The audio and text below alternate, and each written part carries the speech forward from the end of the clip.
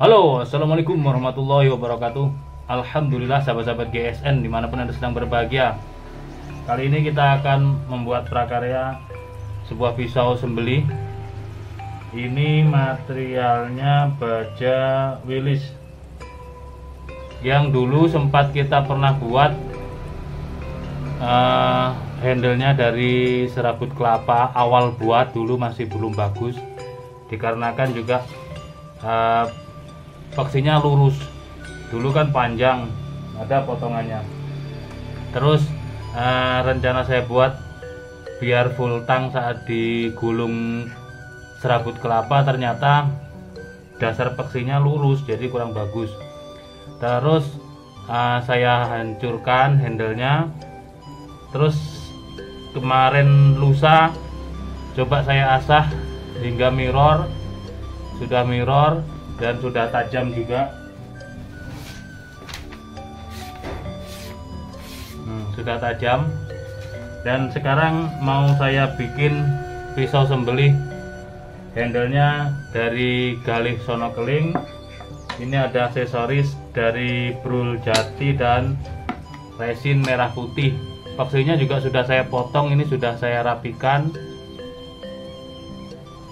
Jadi agak sedikit nunduk ya sekarang paksinya. Kalau awalnya 30 cm, sekarang nggak tahu sudah kepotong ini. Sudah awalnya di sini, paksinya di sini, jadi manjang gitu. Terus saya potong. Ya langsung saja kita eksekusi ya.